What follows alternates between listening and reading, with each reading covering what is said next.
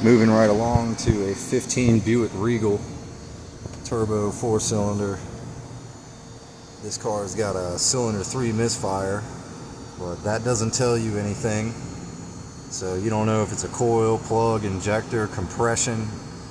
The process of elimination is your friend here. So we had a miss on number 3. I moved the number 3 coil to number 4. I moved the number three spark plug to cylinder number 2. And another test drive came back with a cylinder 4 misfire. So now I know for certain that this number 3 coil is the failure mode, and we're not chasing some other problem, and we're not guessing.